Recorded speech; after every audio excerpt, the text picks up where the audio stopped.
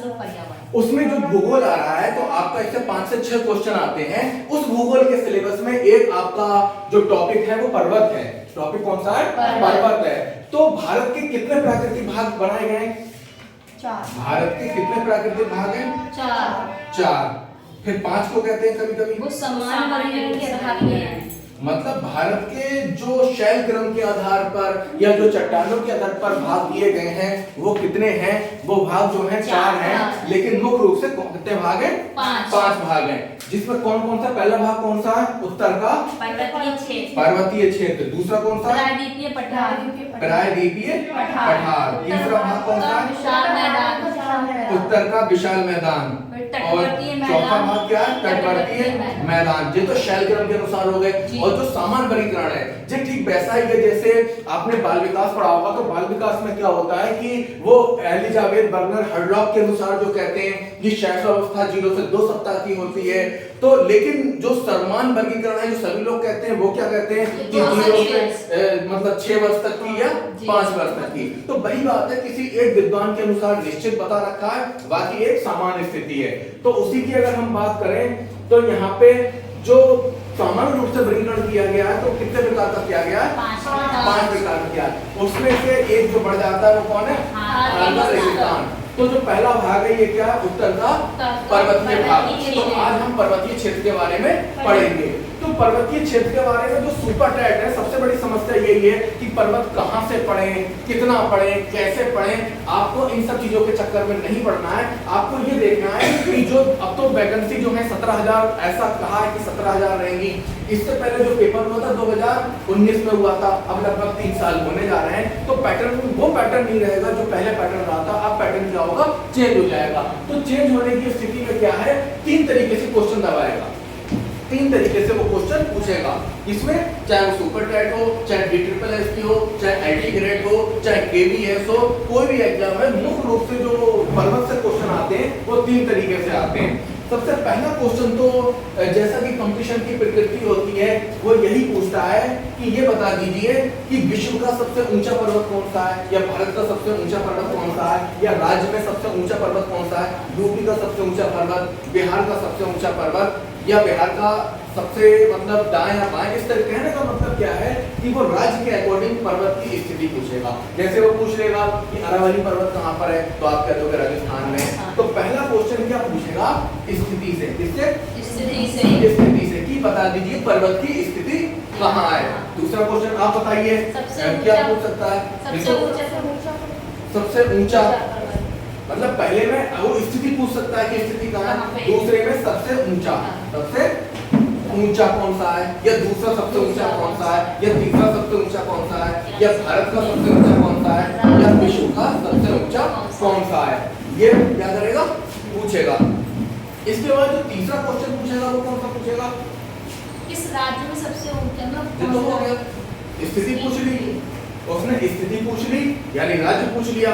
फिर वो ये पूछ लेगा कि सबसे ऊंचा कौन सा है, या ऐसे कर क्वेश्चन आ सकता है कि दूसरा सबसे ऊंचा पर्वत, तीसरा सबसे ऊंचा पर्वत, चौथा सबसे ऊंचा पर्वत, पांचवा सबसे ऊंचा पर्वत। नेक्स्ट क्वेश्चन वो ये पूछेगा जो इस समय PCS का पैटर्न है जिसे कहते हैं कठिनाई स्तर, यानी जो कठिन करके जो क्वेश्चन पेपर बनाएगा तो वो क्या करेगा? ये पूछ लेगा कि उत्तर से लेकर दक्षिण तक आने वाले पर्वतों का क्रम निर्धारित करिए, या उत्तर से लेकर दक्षिण के जो पर्वत हैं उनको क्रम के अनुसार व्यवस्थित करिए। उत्तर से दक्षिण में, या पूछ लेगा दक्षिण से उत्तर में, या पूछ लेगा पूरब से पश्चिम में, या पश्चिम से पूरब में। ये क्वेश्चन तो बन जाएंगे बहुत आसानी से कि स्थिति क्या है, पहला दूसरा तीसरा ऊंचा बन जाएगा। लेकिन जब तक आपका ये कॉन्सेप्ट क्लियर नहीं होगा तब तक आप इस क्वेश्चन को नहीं बना सकते कि आपके उत्तर में क्रम से निर्धारित करिए। अगर आप PCS के 10 साल के क्वेश्चन पूछें तो उनका यही पैटर्न रहता है। उन्होंने कह दिया कि पहले कौन सा पढ़ता है कामरेड, दूसरा कौन सा नंदा देवी, तो आपसे अनुवर्ती या आपसे अवरोही या आरोही क्रम में भी व्यवस्थित करवा सकता है। लेकिन वहां पे आपको इनका पता होना चाहिए इनकी जो है वो ऊंचाई कितनी है। तो आज हम पर्वतों के बारे में पढ़ेंगे। क्वेश्चन पैटर्न समझ गए? तीसरे नंबर पे जो पूछेगा वो क्रम पूछ लेगा, और ये क्रम ही आपको परेशान करेगा, और नौकरी में 1 नंबर भी बहुत महत्वपूर्ण होता है। तो सबसे पहले बात करते हैं पर्वत। तो मैंने बताया था कि पृथ्वी पर कुछ उच्चावच होते हैं। तो ये उच्चावच क्या होते हैं? ऊंचा नीचा। थोड़ा सा और इसको क्लियर करेंगे, ऊंचा नीचा क्या है? जो ऊंचे सबसे ऊंचे होते हैं वो पर्वत होते हैं, जो सबसे ऊंचे होते हैं पर्वत होते हैं। मतलब प्रकृति ने एक रेखा खींची कुछ इस तरीके से, कुछ इस तरीके से रेखा खींची और खींचने के बाद में इस तरीके से रेखा खींच दी गई। इसको क्या कहते हैं? उच्चावच। अब इसमें क्या हुआ, जो ऊंचे स्थान थे ये क्या बन गए? मैदान। जो कि समतल थे और ऊंचे थे वो क्या बन गए? मैदान। जो ज्यादा गहरे थे और जिनमें वर्षा के बाद पानी भर गया ये क्या बन गए? समुद्र। समुद्र भी ये है कि छोटे समुद्र, बड़े समुद्र और सबसे छोटे समुद्र झील और उससे भी छोटे तालाब मतलब थोड़ा गड्ढा, अगर वहाँ पानी भर गया तो क्या बन गया? तालाब बन गया। ठीक है, तो उसी के अकॉर्डिंग भाई आप देखो समानता कितनी है, तालाब में, झील में, सागर में, महासागर में चीज एक ही है, जो कि अपने किनारों को कभी नहीं तोड़ते और लगातार क्या होते हैं? बढ़ते जाते हैं। तो उनका क्रम बन जाता है, जो बहुत बड़ा वो महासागर, जो बहुत छोटा वो तालाब। और हो सकता है घर में अगर आप थोड़ी सी जगह में वो स्विमिंग पूल बना लेते हैं उससे छोटा, तो वो उससे छोटा हो जाता है। तो उच्चावच में क्या हुआ? ये समुद्र हो गए, जो थोड़े गोल थे, ऊंचाई पे थे, ये क्या कहलाए? पठार। जो 500 मीटर के नीचे थे, जो 500 मीटर के नीचे थे, ऊपर से सपाट थे, वो क्या कहलाए? पठार। इनसे जो थोड़े से ऊपर हुए वो क्या कहलाए? पहाड़ी। क्या कह रही? पहाड़ी। और जो सबसे ऊंचे हुए वो क्या हो गए? पहाड़। वो क्या हो गए? पहाड़। तो ये पहाड़ी हो गई, पठार हो गए, मैदान हो गए, इन सबको पर्वत। ये क्या है? पर्वत या पहाड़ एक ही चीज है, पर्वत को ही पहाड़ कहते हैं। तो अब ये आपने देखा कि कुछ प्रकृति ने जब लाइन उल्टी ऊपर नीचे लाइन खींची तो जो सबसे ऊपर हो गए वो पर्वत हो गए या पहाड़ हो गए, उनसे छोटी जो हो गई पहाड़ी हो गई, ये सब हो गई। तो इनको क्या कहा गया? उच्चावच। तो हमारी पृथ्वी पे 3 तरीके के उच्चावच पाए जाते हैं। कितने तरीके के? 3 तरीके के। तो जो प्रथम श्रेणी का उच्चावच होता है उसमें क्या कहलाते हैं? महासागर और महाद्वीप। इस सृष्टि पर, इस पृथ्वी पर जो सबसे बड़ी रचना है वो क्या है? महासागर और महाद्वीप। महासागर और महाद्वीप। महासागर और महाद्वीप। ये दूसरे क्रम के उच्चावच क्या थे? पर्वत, पठार, मैदान। Very good. पर्वत, पठार और मैदान। पर्वत, पठार और मैदान। पर्वत, पठार और मैदान। और तीसरे तरीके के उच्चावच क्या थे? नदी, झीलें। अरे वाह, वेरी गुड। नदी हो गई, झीलें हो गई, ये सब इसमें क्या है?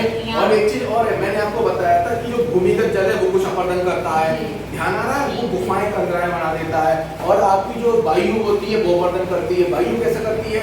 जब रेगिस्तान की वायु होती है अपने साथ कोई यार्डन बनाती है, वो छत्रक शिला बनाती है, ठीक है, वो बालू का स्तूप बनाती है। तो ये सब भी किस में आएंगे? तृतीय श्रेणी के उच्चावच में। तो हमने यहाँ 2 बातें देखी कि पहली बात क्या देखी कि जो उच्चावच है वो कौन सी श्रेणी का है? द्वितीय श्रेणी का। कौन सी श्रेणी का? द्वितीय श्रेणी के उच्चावच है, जिसमें क्या आते हैं? पर्वत और पठार आते हैं। अब आप मुझे ये बताइए कि पूरे मतलब यहाँ पे कितने प्रतिशत जो है वो पर्वत पाए जाते हैं? 10.6%। 10.6%। मतलब 10.6% भाग पर क्या पाए जाते हैं? पर्वत। और पर्वत से छोटा क्या होता है? पहाड़ी। ये कितने प्रतिशत भाग पर? 18.5% भाग पर क्या पाए जाते हैं? पहाड़ी। और पठार 27.7%। 27.7% भाग पर क्या पाए जाते हैं? पठार। और आपका मैदान 43.2% भाग पर क्या पाए जाते हैं? मैदान। स्टैंडर्ड के क्वेश्चन यहीं से बन सकते हैं। डायरेक्ट क्वेश्चन पूछ लेगा कि पहाड़ जो है वो कितने प्रतिशत भाग पर पाए जाते हैं। अब तुम लोगों ने पढ़ाई करी कि ये नंदा देवी कहाँ है, धौलगिरी कहाँ है, सतपुड़ा कहाँ है, उन्होंने क्वेश्चन पूछ लिया कि जो पहाड़ हैं या जो पर्वत है वो कितने प्रतिशत भाग पर जाते हैं। भूल जाओ, कोई दिक्कत नहीं। पठार भूल जाओ, मैदान भूल जाओ, पहाड़ी पर ध्यान रखना क्या? पर्वत 10.6% भाग पर पाए जाते हैं। क्या ये कॉन्सेप्ट क्लियर हो गया? यहाँ कोई डाउट? बताइए। तो अगली अब हम बात करेंगे यहाँ पे किसकी बात करेंगे? पर्वत की। तो यहाँ पे 2 तरीके के हमारे भूवैज्ञानिक हुए हैं, जिन्होंने एक तरीके वालों ने क्या करा है, जो उसको हिमालय के आधार पर पर्वतों का वर्णन किया है। वो कहते हैं आपका ट्रांस हिमालय, इसके बाद बृहत हिमालय, इसके बाद लघु हिमालय, इसके बाद शिवालिक हिमालय। तो एक टीम तो वो है भूगोलवेत्ताओं की जो इस तरीके से वर्णन करती है। किस तरीके से करती है?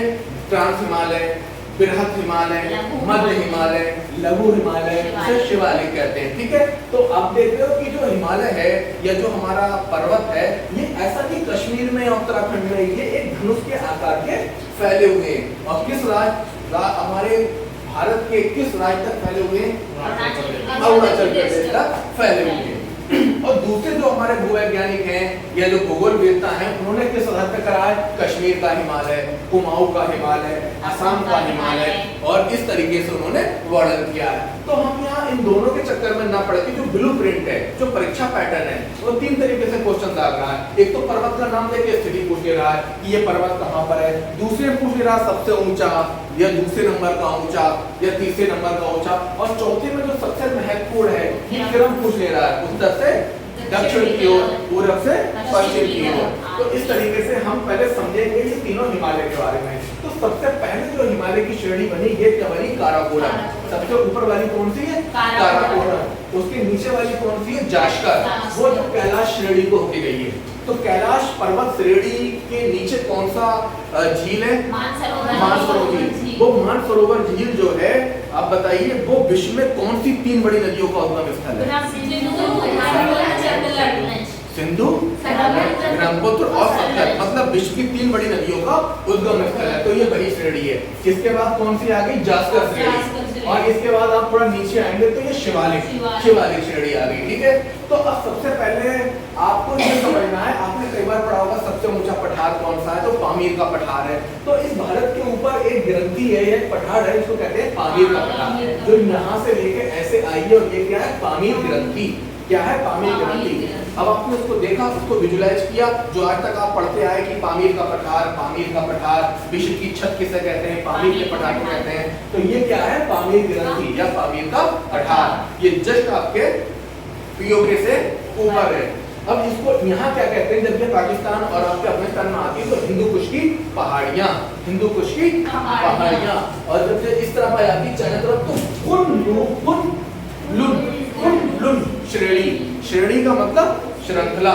तो ये क्या हो गया? कुन-लुन की श्रेणी। क्या ये कॉन्सेप्ट क्लियर हुआ? अब हम थोड़ा सा नीचे आते हैं तो एक बड़ा ही प्रसिद्ध, देखिए जो पर्वत जो चैप्टर है, ये दो तीन चीजों को फांसे हुए है। पहली चीज तो जो नदी वाला कॉन्सेप्ट है वो भी ये टच करता है। क्यों करता है? क्योंकि जितनी उत्तर भारत की नदियां हैं, इनका संबंध कहीं ना कहीं पर्वतों से है। कुछ नदियां पर्वतों को काट के आगे निकली और कुछ नदियां पर्वतों के अकॉर्डिंग बह रही है। दूसरा एक टॉपिक इसको टच करता है वो दर्रे हैं। तो यहाँ हमने नदी को अलग रखा है, दर्रों को अलग रखा है और पर्वतों को अलग रखा है। हम इसमें खिचड़ी किसी प्रकार का नहीं करेंगे। तो मैडम जिससे हमारा सबसे ज्यादा सामना होता है K2 गार्डवेन आर्स्टिन K2। तो ध्यान से देखिए, ये एक श्रेणी है जिसको हम कहते हैं काराकोरम के पास में कैलाश श्रेणी कह लो। मतलब काराकोरम और कैलाश श्रेणी के बीच में पर्वत पाया जाता है। और ये स्थिति जो किसके पास है? पीओके के पास है। हाँ, पीओके का मतलब क्या होता है? पाक अधिकृत कश्मीर। पाक अधिकृत कश्मीर।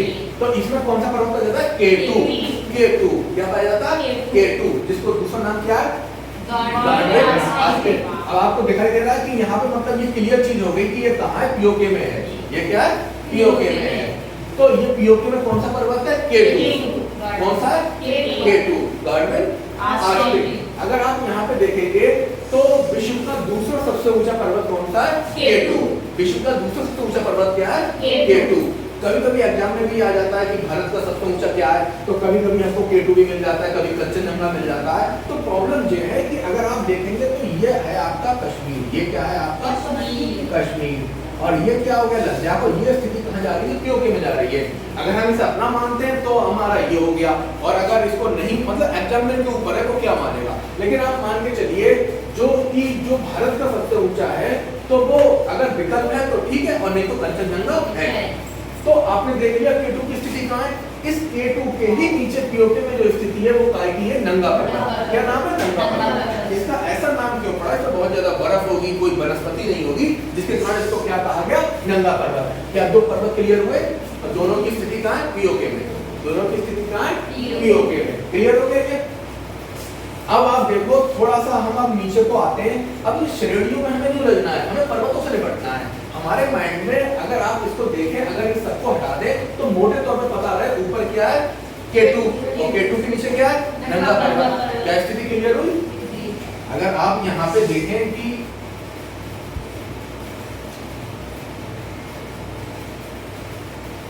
इस तरीके से यहाँ पे क्या आ गई, हमारा क्या हो गया K2, क्या है K2 और यहाँ पे क्या है नंगा पर्वत। हो गया क्लियर? K2 नंगा पर्वत, दो चीज ध्यान रहेगी।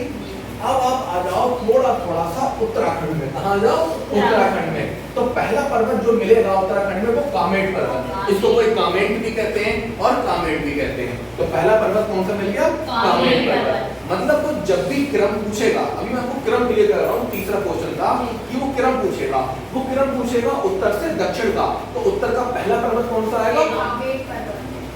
उत्तर का पहला पर्वत जो आएगा भाई, अगर हम भारत में देखें तो कामेट आएगा, लेकिन अगर वो क्योंकि ज्योग्राफिकल स्थिति में राज्यों की ज्यादा बात नहीं करेगा, वो कहेगा कि ये बताओ भारत में ऊपर शीर्ष पे कौन सा पर्वत है। तो आप दो तरीके से जोड़ सकते हैं। अगर वो स्पेशल कहते हैं कि भारत में स्थिति होनी चाहिए तो कामेट से शुरुआत हो जाएगी। किससे शुरुआत हो जाएगी? कामेट से। फिर नंदा देवी। अब यहाँ भी कंडीशन क्या है, एग्जामिनर फिर कंफ्यूज रहेगा या आप भी कंफ्यूज रहेंगे, क्वेश्चन विवाद की स्थिति में आ जाएगा।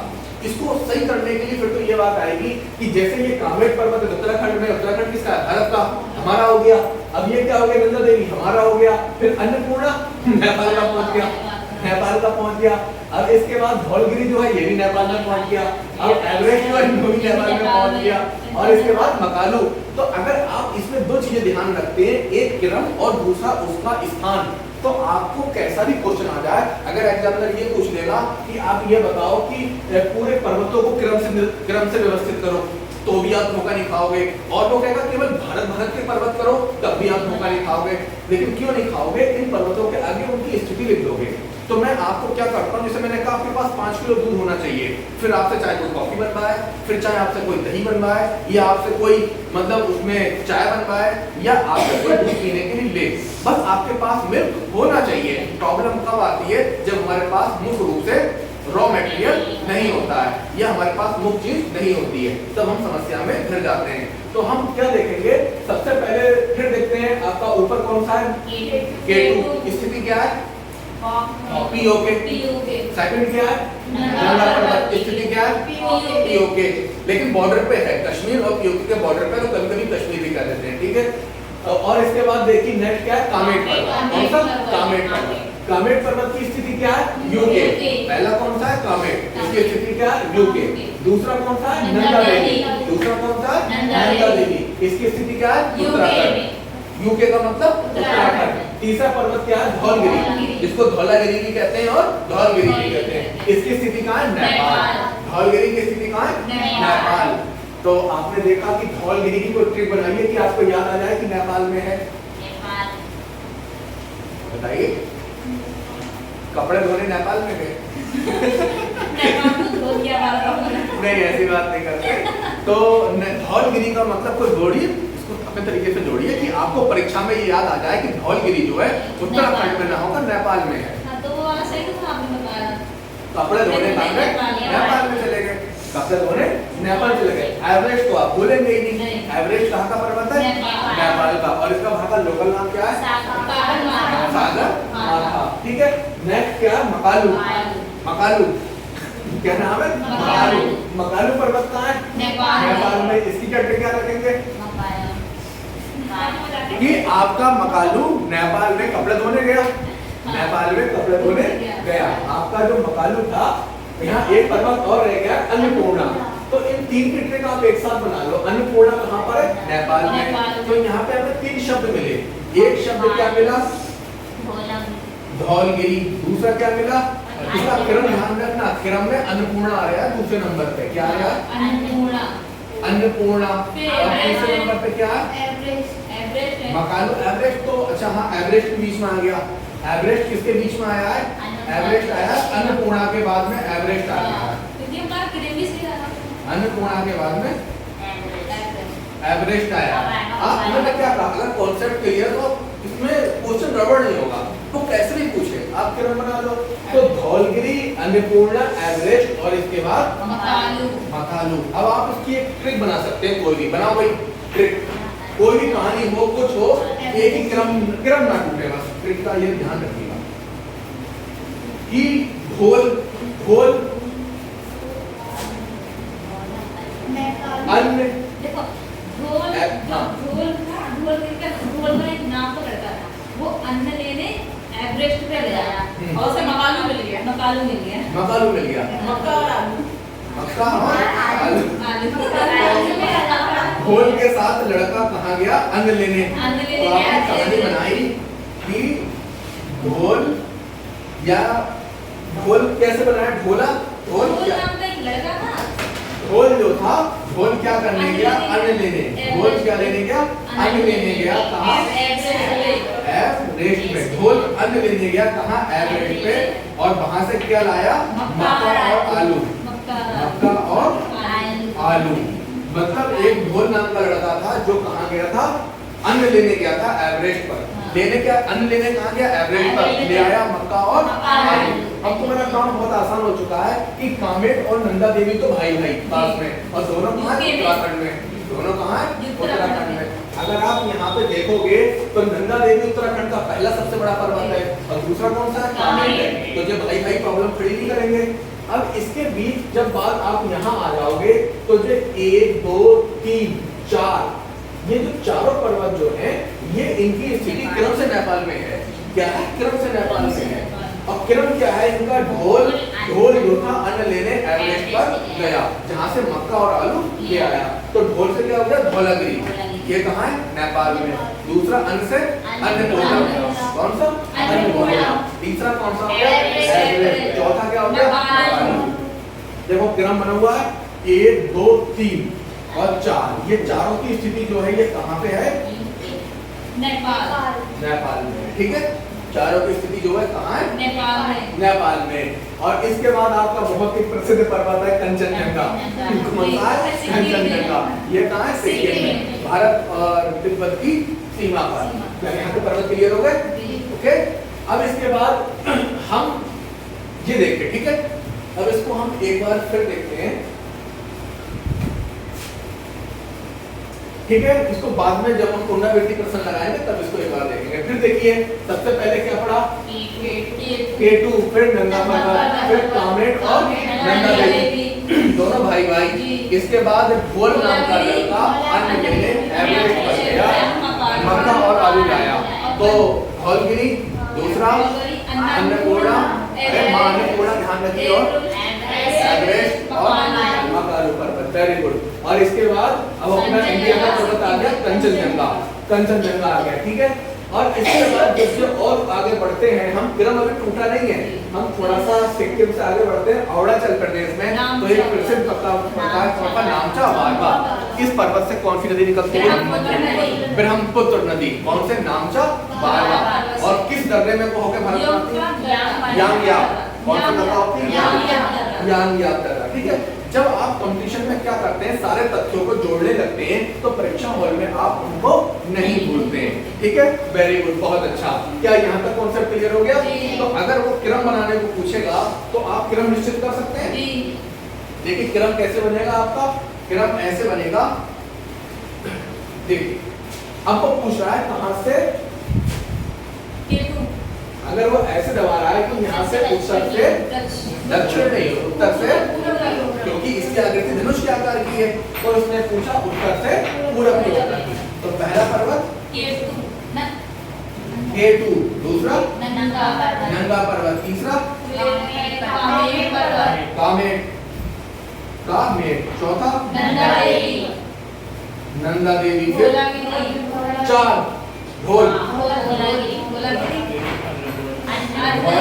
फिर अन्नपूर्णा, फिर एवरेस्ट, फिर मकालू, फिर कंचनजंगा, फिर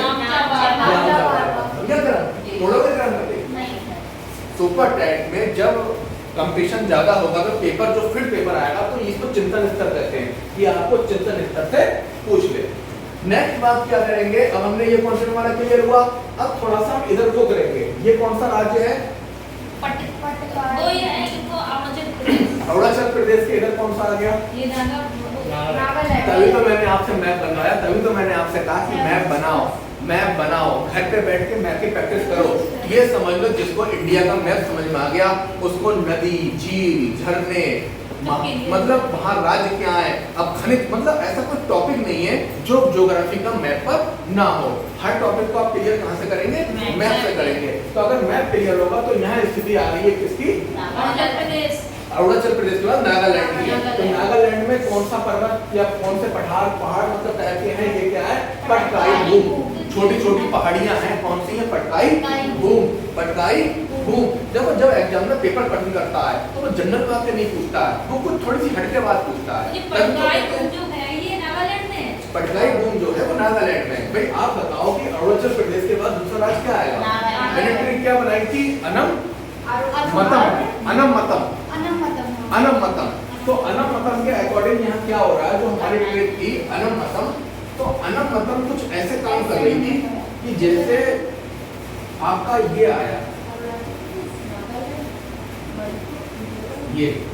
ये आया, तो अनमतम का ये आ का क्या मतलब हो गया, अरुणाचल प्रदेश। तो ए से क्या हो गया, अरुणाचल प्रदेश, और एन से क्या हो गया, नागालैंड, और एम से क्या हो गया, मिजोरम, और फिर एम से क्या हो गया, भाई आपने अरुणाचल प्रदेश लिया, नागालैंड लिया, मणिपुर लिया, फिर मिजोरम हो गया, और इसके बाद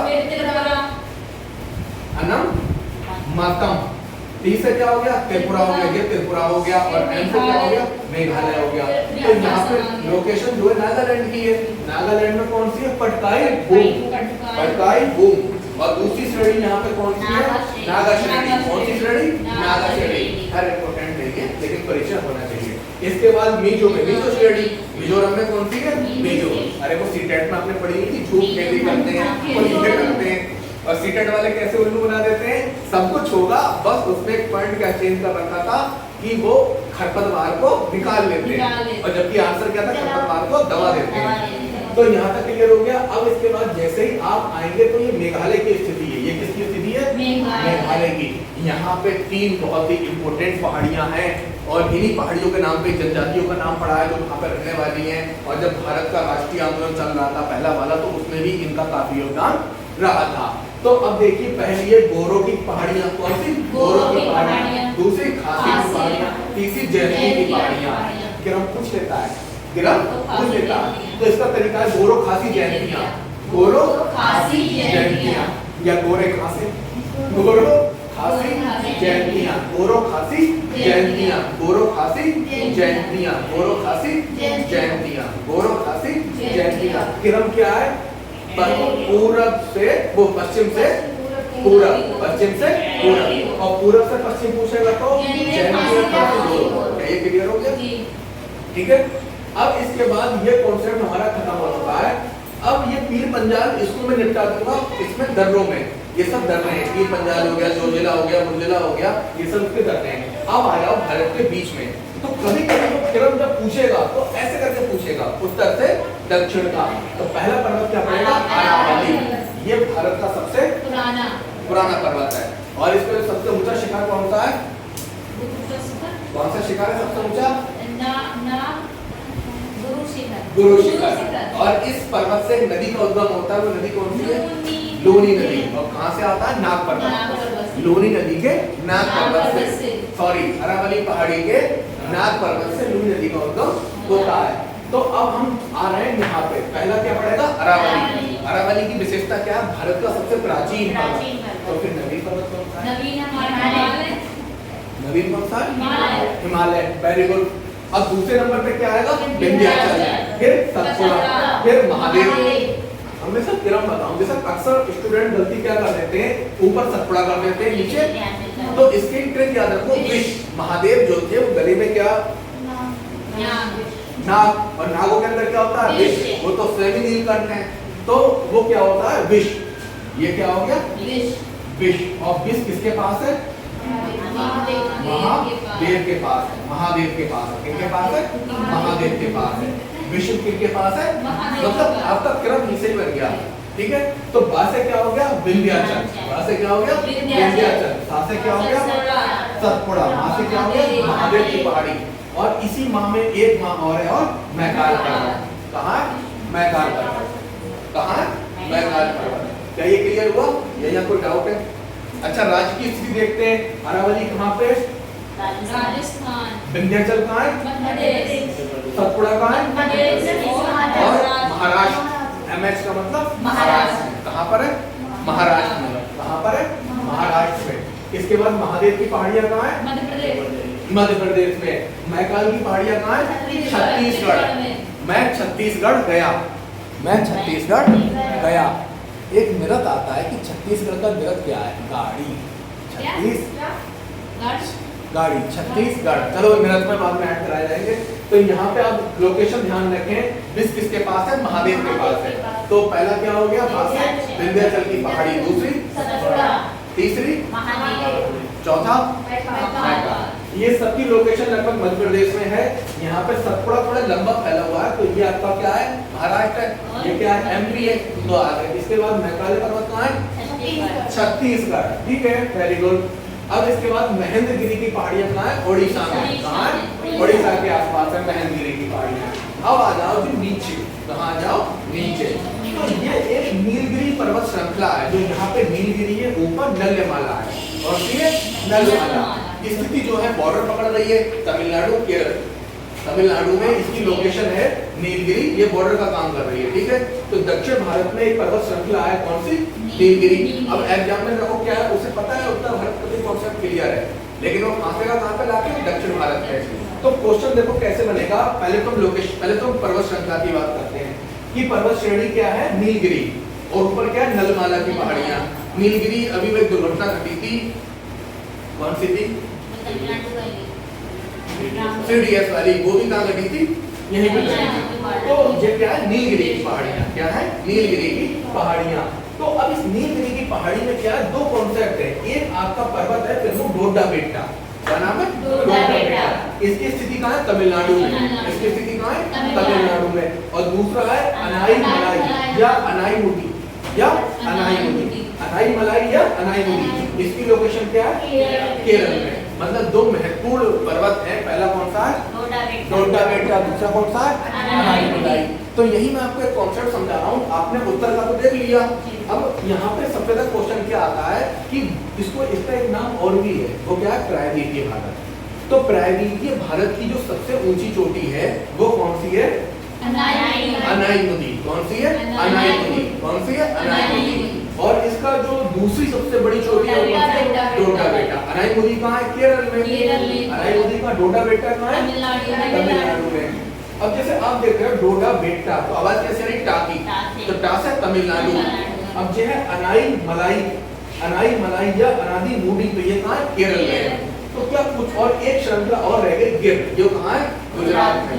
गिर कहाँ है? गुजरात में। वो आपके यूपी टेट में सबसे ज्यादा क्वेश्चन आता था। वो गिर परियोजना वो कहाँ पे है? गिर गुजरात में। ठीक है, तो अब हमने एक कॉन्सेप्ट ये समझा कि अगर वो हमसे कैसे भी क्वेश्चन पूछेगा कि ऊपर से नीचे का, तो बनाओ किरण। नंबर 1 पे अरावली, विंध्याचल, सतपुड़ा, महादेव, मैकाले, और इसके बाद नल्लेमाला और नीलगिरी, फिर डोडा बेट्टा और अनाईमुदी। ठीक है, तो अब हम यहाँ वाला कॉन्सेप्ट देखते हैं हल्का सा। देखो होता क्या है सुपर टेट में, कैसे क्वेश्चन बनते हैं, कैसे। मैंने कहा ना कि ये अगर समस्या सबसे बड़ी क्या है, ये टॉपिक को कैसे तैयार करें, क्या ना करें, तो इसका तरीका होता है। सबसे पहले हमें टॉपिक का बेसिक कॉन्सेप्ट क्लियर होना चाहिए। क्या होना चाहिए? Basic concept. बेसिक कॉन्सेप्ट है ये कि उत्तर भारत, जैसे नदी पढ़ाई गई थी, उत्तर भारत की नदियाँ, दक्षिण भारत की नदियाँ, दक्षिण भारत में अरब सागर में गिरने वाली, बंगाल की खाड़ी में गिरने वाली, साहिद्री से पश्चिम की ओर, साहिद्री से पश्चिम की ओर। तो कुल मिलाकर ये जो कॉन्सेप्ट था, तो उसी तरीके से आपने देखा उत्तर भारत के पर्वत, दक्षिण भारत के पर्वत। ठीक है, तो ये आपका बेसिक कॉन्सेप्ट हो गया। फिर ये आपके बेसिक कॉन्सेप्ट के साथ कुछ चीजें और हैं, लेकिन संभावना है क्वेश्चन यहाँ से ना आए। क्वेश्चन आता है फैक्ट्स से। फैक्ट्स क्या होते हैं? तथ्य।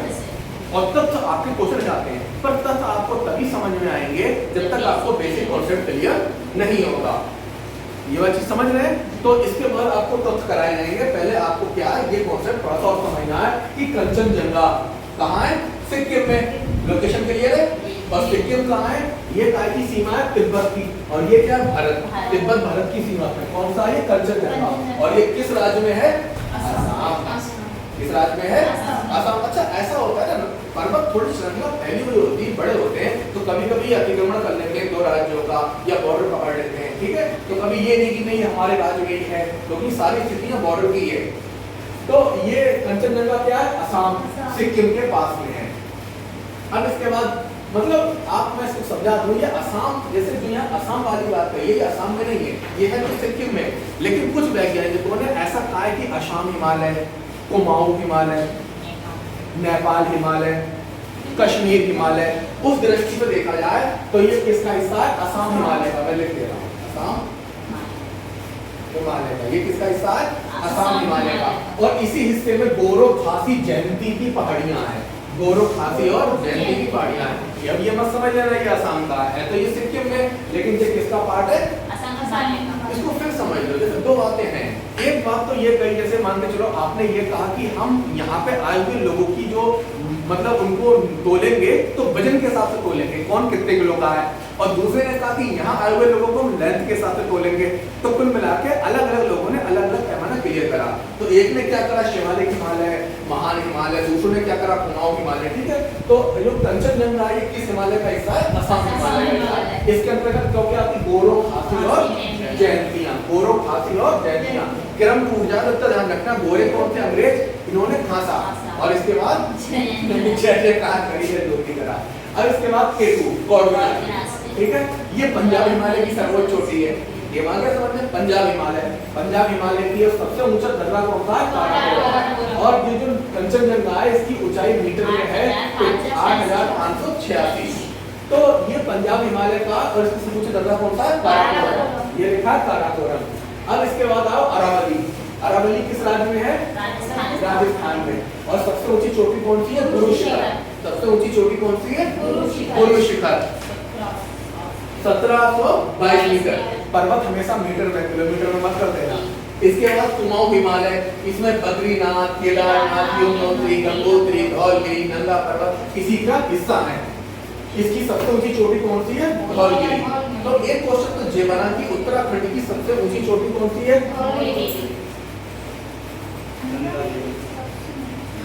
धौलगिरी। क्या उत्तराखंड की, नेपाल की है, और ढोल जो था नेपाल की है, ठीक है। कभी ये गलती मत करिए, ढोल जो था ढोल नेपाल गया था, तो ढोल जो उत्तराखंड की नहीं है, नेपाल की है, ठीक है। तो अब देखो आपका ये सब इसमें आ गया, धौलगिरी जो है कौन से इसमें आ गए, कुमाऊं। अब प्रॉब्लम वही आ रही है, आपको अपने माइंड में कॉन्सेप्ट का क्लियर रखना है, भारत की, विदेश की, विदेश का मतलब नेपाल की, भारत की। देखो दो लोगों से हमारा सामना है, एक इन वाले लोगों से और दूसरा हमारा इन वाले लोगों से, तीसरा हमारा कोई सामना ही नहीं किसी से। तो या तो भारत में होगी, या नेपाल में होगी, या यूपी में होगी। ओके, इतना क्लियर हो गया। या हिमालय के हिसाब से आप ले लो, कुमाऊं हिमालय, पंजाब हिमालय, ठीक है। कुमाऊं हिमालय है वो यूपी में एक जगह भी है, तो उसी के नाम से यूपी में ऐसा है, इसको हमारे यहाँ कहते हैं प्रादेशिक वर्गीकरण। प्रादेशिक वर्गीकरण क्या होता है, जैसे एक प्रदेश की विशेषताएं जहां तक पाई जाती है प्रादेशिक वर्गीकरण कहते हैं। अब वो कुमाऊं का प्रदेश वो पार्टिकुलर एक जगह है, कुमाऊं विश्वविद्यालय भी है, तो वो क्या है, पार्टिकुलर प्रदेश की स्थिति है। अब इसके बाद माउंट एवरेस्ट, सागरमाथा, ब्रह्मपुत्र, काली, तीस्ता, दिबांग इसी से निकलती है। अच्छा, ब्रह्मपुत्र नदी जो है वो अनुवर्ती नदी है या पूर्ववर्ती? अनुवर्ती कैसे? तुम लोग फिर यही गलती करते हो भाई, अनुवर्ती पूर्ववर्ती बिना। अब अगर इंटरव्यू में आप केवीएस का इंटरव्यू दोगे, उसने पूछा ब्रह्मपुत्र कैसी नदी है, तो नंबर काट देगा। तो जल्दबाजी क्यों करते हो, कम से कम सोचा करो ना। अनुवर्ती नदियां वो नदियां होती है जो हिमालय के अनुसरण पर चली, पूर्ववर्तियां वो नदी होती है जो हिमालय से भी पहले की थी और हिमालय को काट के आगे बढ़ी। और जिसमें एक नदी कौन सी है, ब्रह्मपुत्र, काली, तीस्ता, ये सब नदी इससे निकलती है। सतपुड़ा मध्य प्रदेश में सबसे ऊंची चोटी कौन सी है, धूपगढ़। दक्षिण भारत की सर्वोच्च चोटी कौन सी है, अनादि नदी, जो कहाँ है, केरल में। और सेकंड सबसे बड़ी चोटी कौन सी है, डोडा बेटा। अब एक चीज स्थिति ये है, अंडमान निकोबार। कौन सा है, अंडमान निकोबार। अब वो हालांकि हिस्सा तो भारत का ही है। अब वो कहे कि अंडमान निकोबार की सबसे ऊंची चोटी कौन सी, सैंडल पीक, सैंडल पीक।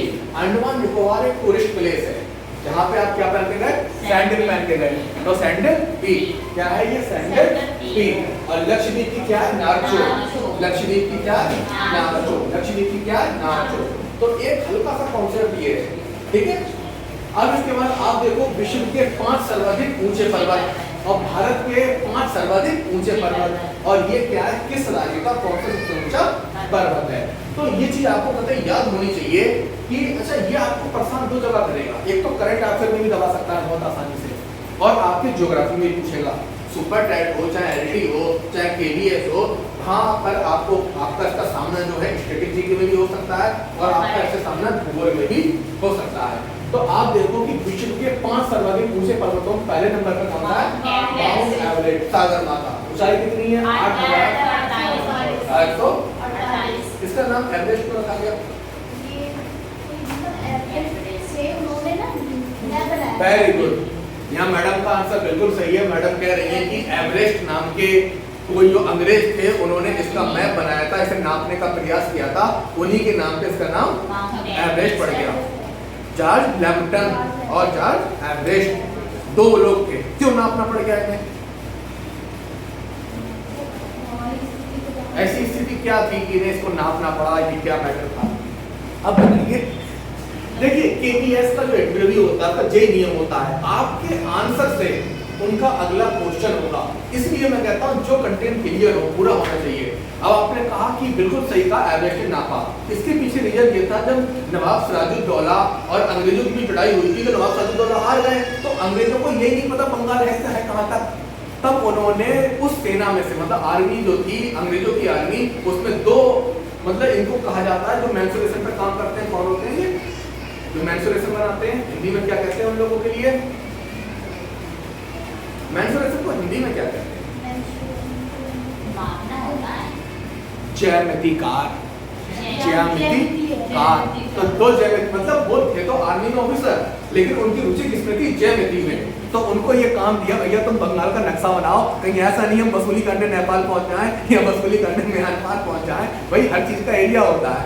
अब भाई अगर मैडम को वसूली करना है तो पता तो मैं कहां से लेके कहां वसूली करूंगी, पता लगा एरिया में चले गए दूसरे के वसूली करने, तो प्रॉब्लम हो जाएगी। तो इस चीज से बचने के लिए क्या करा गया था, बंगाल का मैप बनाया गया था, कभी बीच में आ गया नेपाल, वो सॉरी क्या कहते हैं एवरेस्ट, तो इन दोनों ने सोचा क्यों ना एवरेस्ट भी नाप ले, और इन्होंने क्या करा, सागर माथा को नाप लिया। और किस मेथड से नापा, सूर्य की रोशनी के आधार पर, सूर्य की रोशनी के आधार पर। अरे वो टॉम एंड जेरी में देखते नहीं हो कि वो जब वो उसे चूहे को मारना होता है और पेड़ काट के गिराना होता है, तो पेड़ का वो ये वाला जो सिस्टम होता है, पहले आप लोगों ने पढ़ा था, ये इस तरीके से कि उन्होंने सीढ़ी लगाई, तो सीढ़ी का हिसाब किताब लगाया तो टेबल बन गया, तो इससे दूरी निकल गई, और इस तरीके से पेड़ काटा वो उसके ऊपर गिर गया। तो इन्होंने सूर्य की रोशनी के आधार पर क्या करा था, इसका लंबाई नापी थी। इस कारण से नाम जॉर्ज एवरेस्ट ने किया था, तो एवरेस्ट पड़ गया। ठीक है, तो यहाँ तक क्लियर हो गया। माउंट एवरेस्ट 8,848, ठीक है, और ये किस पे, नेपाल और तिब्बत की सीमा पर है। ठीक है, बहुत जल्दी चाइना कब्जा कर लेगा, और वो कई बार कहता है कि ये मेरा है, ये है, वो है, कभी-कभी तो वो भी नाप के आते हैं, वो चाइना वाले बोले हम भी नाप लें, क्या स्थिति है। तो अगला है K2, अगला क्या है, K2 8,611। ये आपकी कंपटीशन जैसी स्थिति है, मतलब एक को विश्व विख्यात हो गया, और अंतर कितना आ रहा है, मुश्किल से 200 का अंतर नहीं है। कंपटीशन में तो यही होता है कि आपके 2 पॉइंटों से नंबर रुक गए तो नौकरी आपके पड़ोसी को मिल गई, तो बड़ा दुख होता है। क्या होता है कि हाय रहता हमारे साथ, खाता हमारे साथ, पढ़ता तो था ही नहीं, दिन भर घूमता रहता था, बाकी व्हाट्सएप भी खूब चलाता था, और हम मर गए पढ़ते पढ़ते, हमारी जॉब नहीं लगी। तो इसके पीछे रीजन होता है हाथी के दांत दिखाने के अलग, खाने के अलग। जो लोग जॉब ले रहे हैं वो आगे पीछे मेहनत करते हैं, वो अच्छी गाइडेंस देते हैं, और उन सब में एक चीज कॉमन होती है कि वो जैसे होता क्या है, 2 चीजें होती हैं कि धोखा देना, पढ़ रहे हैं और दोस्त का फोन आया, बोले क्या कर रहे हैं, बोले थक गए सो रहे हैं, बोले अब क्या कर रहा है, बोले घूमने गए। तो क्योंकि कंपटीशन का मतलब ही क्या है, प्रतियोगिता। तो यहाँ तक क्लियर हो गया। तीसरा कौन सा है, कंचनजंगा 8,586, और ये इंडिया नेपाल की सीमा पर है। इसके बाद है लाहौल से, ये कहाँ पर है, 8,516, और ये नेपाल तिब्बत की सीमा। फिर मकालू, यही वाले मकालू हैं जो मकालू लेने गए थे, और है मकालू, ये है 8,462। तो इसमें सबसे पहले आपको याद हो, पहले नंबर पे माउंट एवरेस्ट, दूसरे नंबर पे K2, तीसरे नंबर पे चौथे पे लाहौल से और मकालू। ये 3 तो आपको आसानी से याद रहेंगे भाई, माउंट एवरेस्ट, K2 और कंचनजंगा। अब तुम लाहौल से मकालू और याद कर लो, लाहौल से मकालू, लाहौल से मकालू, लाहौल से मकालू, लाहौल से मकालू। तो ये जब ये याद हो जाए तो ये याद हो जाए, एक बार तो ये याद ना हो चलेगा, पर ये याद होना क्रम जरूरी है, ठीक है।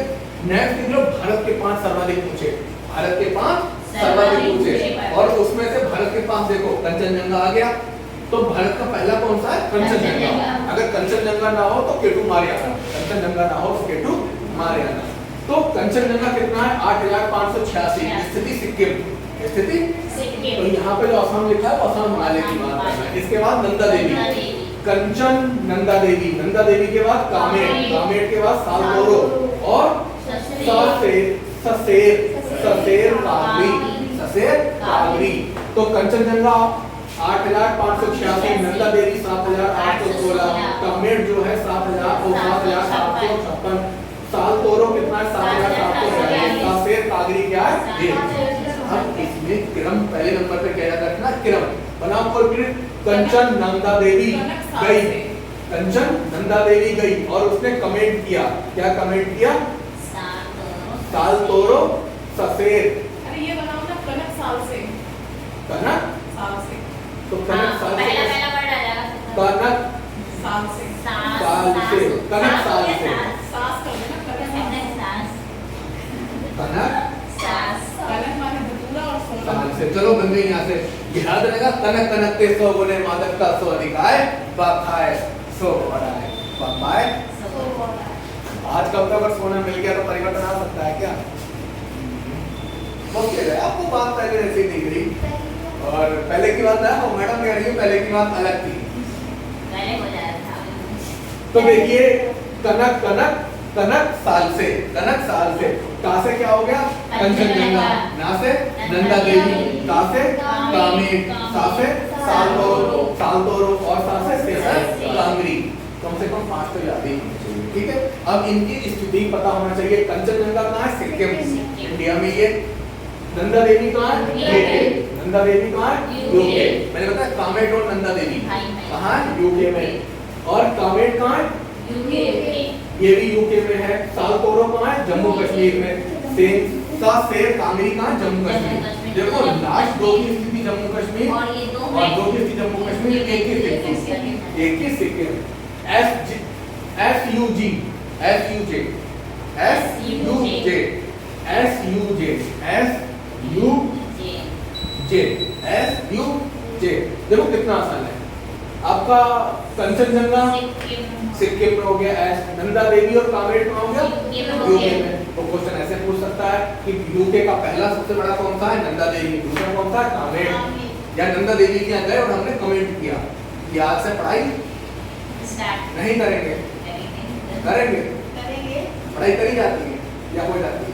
करी जाती है, कितना अच्छा होता, हो जाती है। व्हाट्सएप चैटिंग करना पड़ती है, हो जाती है, करना पड़ती है। मोटिवेशन चाहिए होता है। मतलब कितनी बड़ी दुविधा है कि व्हाट्सएप चलाना पड़े, किसी अच्छे रेस्टोरेंट में जाना पड़े या किसी पार्टी में जाना पड़े तो किसी मोटिवेशन की आवश्यकता नहीं पड़ती, लेकिन पढ़ना पड़े तो मोटिवेशन चाहिए।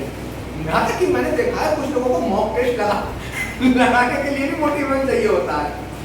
मेरे मित्र हैं तो उनका क्या है कि जब मॉक टेस्ट में बहुत डर लगता है तो जब भी वो मॉक टेस्ट लगाने जाते हैं उससे पहले मोटिवेशन बकायदा वीडियो देखी जाती है। जब मोटिवेशन आता है, वो अपने चरम पे पहुंचता है, तब जाके कहीं मॉक टेस्ट लगने शुरू होते हैं। तो इसके बाद देखा कंचनजंगा, नंदा देवी, कामेट और सालतोरो। इसके बाद सेंसर कांगरी, सेंसर कांगरी, ये दोनों कहाँ है? जम्मू कश्मीर में। अब आ जाओ नीचे। अगला कॉन्सेप्ट क्या है? ये राज्यों के हैं। किसके हैं? राज्यों के हैं।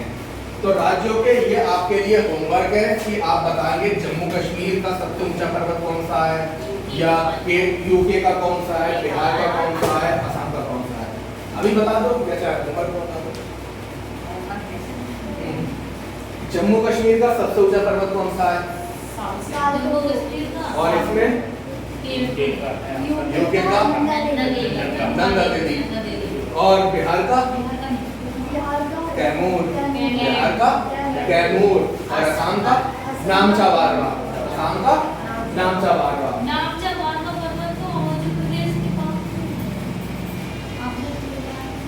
अरुणाचल प्रदेश के पास है, पर ये असम के रीजन जो है उसमें ये माना जाएगा नामचा बारवा।